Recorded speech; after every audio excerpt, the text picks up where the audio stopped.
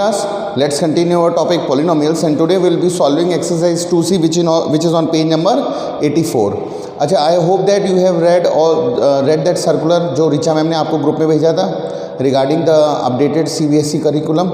तो I think that you have read it और आपने देखा होगा कि मैथ्स में कुछ पोर्शन जो हैं वो ख़त्म करा दिए गए हैं और exercise 2C which is based on remainder theorem ये भी आपके सिलेबस से हट गई है. But the concept is very important और यही कॉन्सेप्ट हमारा क्लास 10th में भी लगेगा. So we will solve some more question of the remainder theorem but exercise 2C is not in your syllabus और एग्ज़ाम में भी वो नहीं आएगी. But you have to solve this question क्योंकि पॉलिनोमियल जो है वो क्लास 10th में भी है और remainder theorem is very important. अगर आपने रिमाइंडर थ्योरम छोड़ दी then it is very difficult to understand the factor theorem and it will create some problem in understanding the polynomial of class 10th. Is that clear? So आपको ये करना ही है अपनी copies में बट एग्ज़ाम में ये नहीं आएगा. So let's quickly see question number 13. Question number 13 कह रहा है, अच्छा question number 9 we have discuss it yesterday. 10, 11, 12 are on the same pattern.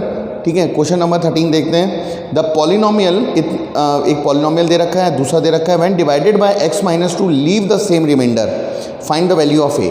तो देखो एक पॉलिनोमियल दे रखा है 2x³ plus x² minus ax plus 2 और एक पॉलिनोमियल और दे रखा है 2x³ minus 3x² minus 3x plus a. ठीक है, देखो यहाँ पर ax यहाँ पर 3x प्लस a ये दो पॉलिनोमियल हैं और इन दोनों पॉलिनोमियल को सपोज मैं इनको नाम दे रहा हूँ. इसको मैंने नाम दिया fx इज इक्वल टू और इसको मैंने नाम दिया qx इज इक्वल टू. कह रहे हैं इन दोनों पॉलिनोमियल को व्हेन डिवाइडेड बाय x-2 यानी इसको किससे डिवाइड कर रहे हैं? x-2 से डिवाइड कर रहे हैं और इसको भी किससे डिवाइड कर रहे हैं? x-2 से डिवाइड कर रहे हैं. कह रहे हैं जब इस पॉलिनोमियल को इससे डिवाइड किया और इस पॉलिनोमियल को इससे डिवाइड किया तो इन दोनों केसेस में जो रिमाइंडर निकल के आ रहा है वो रिमाइंडर आ रहा है सेम. यानी सपोज जब हम इसको डिवाइड करेंगे इसका रिमाइंडर आया r तो इसका भी रिमाइंडर क्या आ रहा है? सपोज r या इसका रिमाइंडर हम मान लेते हैं r1, इसका मान लेते हैं r2. ठीक है, तो कह रहा है कि r1 और r2 रिमाइंडर जो है वो दोनों इक्वल हैं. Leave the same remainder then find the value of a. We have to find a. तो देखो इसका जो रिमाइंडर है उसको मैंने r1 बोला है और इसका जो रिमाइंडर है मैंने r2 बोला है और गिवन क्या है हमारा? गिवन है हमारा कि रिमाइंडर r1 जो है वो r2 के इक्वल है. ठीक है, अब रिमाइंडर निकालने के लिए we have two things either by long division और बाय अप्लाइंग रिमाइंडर थ्योरम. तो कल मैंने आपको बताया था कौन सा आसान होता है, लॉन्ग डिवीजन करना कि remainder theorem. Yes, remainder theorem करना बहुत आसान होता है और रिमाइंडर थ्योरम में कैसे करना होता है?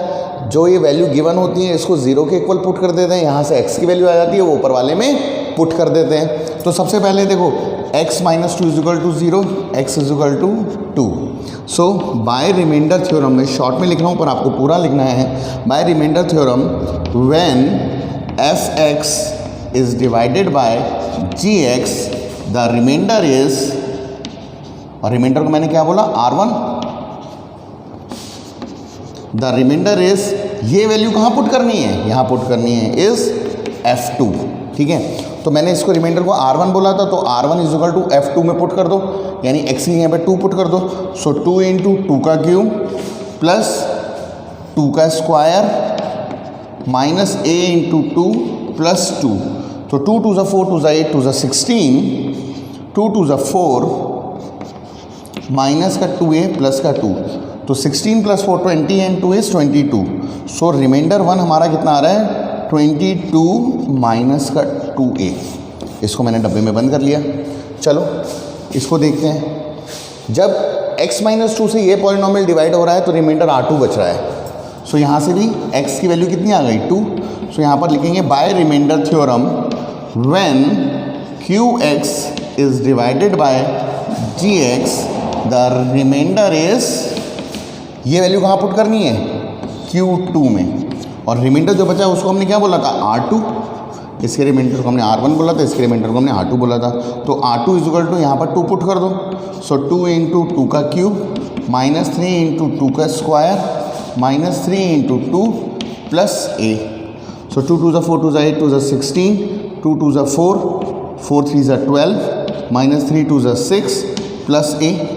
तो देखो 16 माइनस 12 माइनस 6, तो 16 ये दोनों प्लस के माइनस के हैं, तो 12 6 18, 18 कितना आ गया माइनस का 2 प्लस ए। सो रिमाइंडर 2 कितना आ गया माइनस का 2 प्लस ए। ठीक है, अब बेसिकली क्या है, कल हमने ऐसे बहुत सारे क्वेश्चंस किए थे रिमाइंडर निकालने वाले, उसमें ए की जगह कुछ और था तो हमारा आंसर आ जा रहा था। यहाँ पर ए है तो आंसर हमारा ए में आ गया। तो एक क्वेश्चन ये हो गया, एक क्वेश्चन ये हो गया, पर इसमें ये दो क्वेश्चन एक ही क्वेश्चन के अंदर कंबाइन कर रखे हैं और कंडीशन गिवन हो गई क्या कि R1 जो है वो R2 के इक्वल है। ठीक है, R1 क्या है R2 के इक्वल है। I need some space so I am rubbing this part. R1 जो है वो R2 के हमारा इक्वल है। तो given R1 is equal to R2, so R1 की वैल्यू पुट कर दो, कितनी है 22 माइनस 2a। R2 की वैल्यू पुट कर दो, -2 प्लस ए, सॉल्व कर लो, यहाँ से we can find out the value of a। -2 को इधर ले आओ तो 22 प्लस 2, इसको इधर ले जाओ, is equal to 3a। So 3a comes out equal to 24, so a comes out equal to 8। So the value of a is 8 and this is our answer. Is it clear? Have a look. Okay, let's see one more question, that is question number 14। कह रहा है the polynomial px, लिखा हुआ है आपके board पर, is divided by x minus 1 and x plus 1। इस polynomial को एक बार डिवाइड किया गया x माइनस 1 से, ठीक है, और एक बार डिवाइड किया गया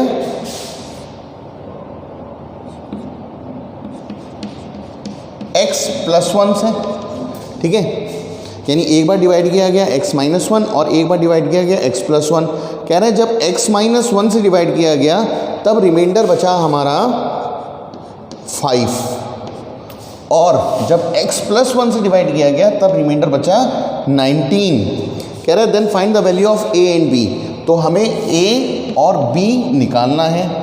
ठीक है, हमें a और b निकालना है, दूसरा पार्ट हम बाद में देखते हैं। तो बेसिकली क्या है, ये भी देखो, इसमें भी रिमाइंडर थ्योरम लगेगी, इसमें भी रिमाइंडर थ्योरम लगेगी, तो ये भी दो क्वेश्चन का एक ही क्वेश्चन कर दिया गया है। चलो देखते हैं कैसे करेंगे। तो देखो यहाँ से रिमाइंडर 5 है, अब इसमें रिमाइंडर हमें गिवन है कि रिमाइंडर 5 है।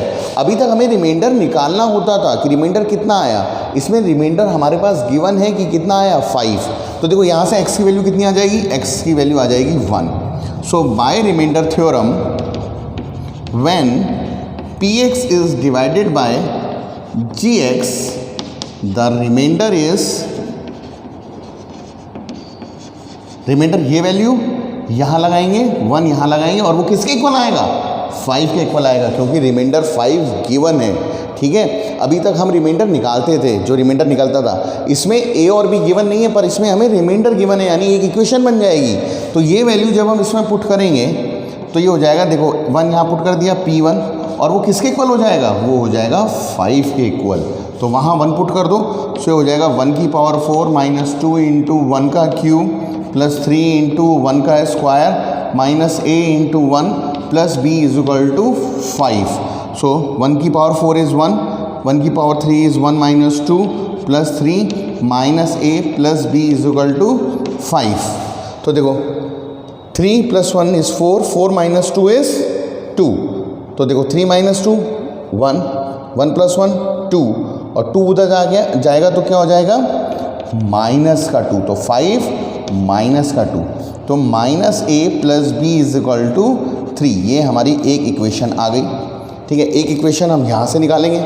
ठीक है, अच्छा इसको बोलेंगे इक्वेशन नंबर 1, और यहाँ से हम क्या करेंगे b की वैल्यू निकाल लेते हैं। ठीक है, या a की वैल्यू निकाल लेते हैं, जो आपको निकालनी है वो वैल्यू निकाल लो। तो b की वैल्यू निकाल लेते हैं। तो b की वैल्यू क्या हो गई, b इज इक्वल टू, अच्छा b की वैल्यू मैं इसलिए निकाल रहा हूँ क्योंकि a हमारा उस साइड जाके प्लस में हो जाएगा। So b is equal to 3 plus a, ये वाली हमारी वैल्यू आ गई। इसको मैं बोलता हूँ इक्वेशन 1। ये इक्वेशन इसलिए आई क्योंकि ये यहाँ पर सब्स्टिट्यूट कर देंगे। Is it clear? Have a look. तो ये वाला बॉक्स हटा देता हूँ मैं क्योंकि इक्वेशन हमारी नीचे वाली आई। तो देखो एक इक्वेशन यहाँ से बनेगी, एक इक्वेशन यहाँ से बनेगी। यहाँ से a या b की वैल्यू निकाल के इधर पुट कर देंगे, हमारा आंसर आ जाएगा। अच्छा अब यहाँ से देखो x की वैल्यू क्या आ जाएगी, x की वैल्यू आ जाएगी माइनस का 1, और रिमाइंडर कितना है 19। सो यहाँ पर हम लिखेंगे बाय रिमाइंडर थ्योरम, जब हम ये वैल्यू यहाँ पुट करेंगे p ऑफ -1 जब पुट करेंगे तो वो किसके इक्वल आ जाएगा 19 के इक्वल आ जाएगा। तो यहाँ -1 पुट कर दो तो हो जाएगा -1 की पावर 4 -2 इंटू -1 का क्यूब प्लस 3 इंटू -1 का square minus a into -1 plus b, ठीक है। और ये किसके इक्वल है? ये 19 के इक्वल है, यानी इज इक्वल टू 19। माइनस की पावर इवन में हमेशा प्लस होता है, यानी इट इज़ प्लस। ये माइनस होगा तो minus and minus will be plus, ये भी प्लस होगा, plus 3 minus and minus plus a plus b is equal to 19। 3 2 5 1 6, so a plus b 6 उधर जाएगा तो माइनस हो जाएगा, 19 minus 6 is 13। Is that clear? अब देखो यहाँ से b की वैल्यू हमने निकाल रखी है, वो यहाँ सब्स्टिट्यूट कर देते हैं। So put b is equal to 3 plus a in above equation. तो देखो हमारा क्या आ जाएगा, a प्लस b की वैल्यू क्या है? 3 प्लस a, इस b की जगह हमने लगा दिया 3 plus a is equal to 13। a कितना हो गया? 2a, 3 उधर जाएगा तो माइनस का हो जाएगा, यानी 2a is equal to 10। So a is equal to 5। a की वैल्यू कितनी आ गई? 5। अब a की वैल्यू यहाँ पुट कर दे तो b आ जाएगा। So put a is equal to 5 in equation 1, और इक्वेशन 1 क्या है? b is equal to 3 plus a। So b is equal to 3 plus 5 is 8। तो हमारी a की वैल्यू कितनी आई? 5, और b की वैल्यू कितनी आई? 8। This is our answer. Is that clear? अच्छा, क्वेश्चन नंबर इसी में सेकंड पार्ट क्या बोल रहा है? Find the remainder when px is divided by x minus 2, ठीक है। So I am rubbing this, have a look. कह रहा है find the remainder when px is divided by x minus 2। तो अब x माइनस 2 है, px तो यही है, तो बाकी सबको मैं रब कर दे रहा हूँ, ठीक है। And px is divided by x minus 2।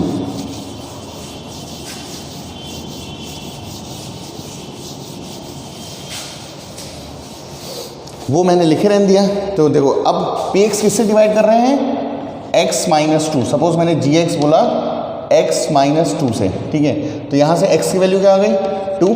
So by remainder theorem when px is divided by x minus 2 the reminder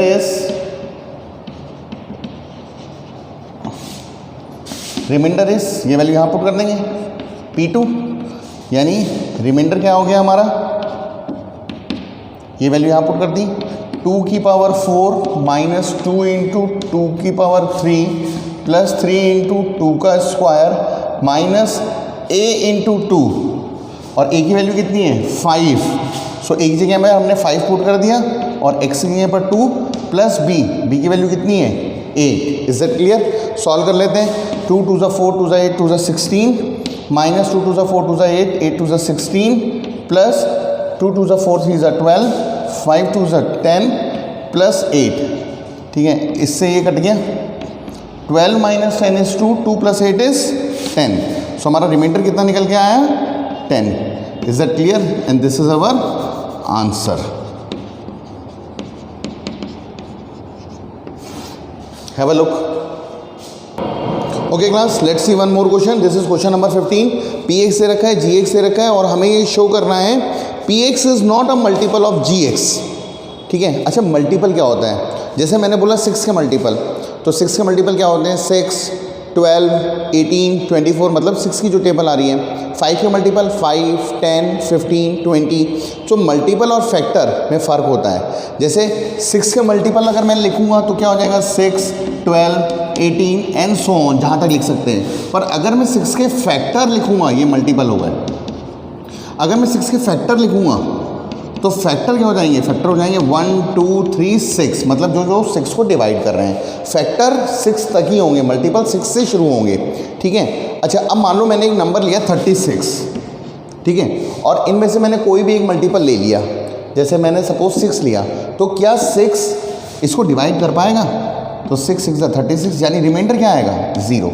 यानी अगर कोई किसी नंबर का मल्टीपल है, अगर कोई नंबर किसी का मल्टीपल है तो रिमाइंडर क्या आना चाहिए? 0। अगर रिमाइंडर 0 आएगा इसका मतलब वो मल्टीपल है, अगर रिमाइंडर 0 नहीं आएगा इसका मतलब मल्टीपल नहीं है। तो इस क्वेश्चन में हमें ये शो करना है कि px is not a multiple of gx, इसका मतलब रिमाइंडर 0 नहीं आएगा। तो यहाँ से हम देखो x की वैल्यू निकाल लेते हैं। तो x की वैल्यू कितनी आ गई? x की वैल्यू आ गई 2। सो हम लिखेंगे बाय रिमाइंडर थ्योरम, ठीक है, when px is divided by gx and the remainder and if the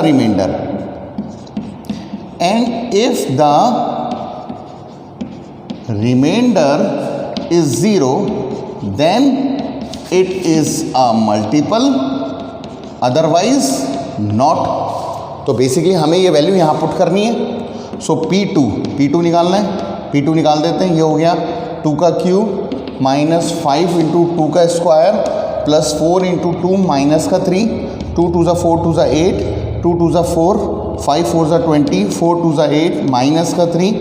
so minus 20 and minus 3 is minus 23 and 8 and 8 is 16। तो 16 माइनस 23 इज़ माइनस का 7। तो रिमाइंडर क्या 0 आ रहा है। सो लिखेंगे since remainder is not equal to 0 therefore px is not a multiple of gx। Is that clear. तो multiple में और फैक्टर में, ठीक है, यही होना चाहिए कि रिमाइंडर हमारा 0 आना चाहिए। Have a look. Okay class, and question number 16 is your homework. उसमें भी हमें यही करना है। अगर रिमाइंडर 0 आ गया तो फैक्टर है और रिमाइंडर 0 नहीं आया तो फैक्टर नहीं है। Exercise 2C is not in your syllabus but you have to do the question. So that will be all for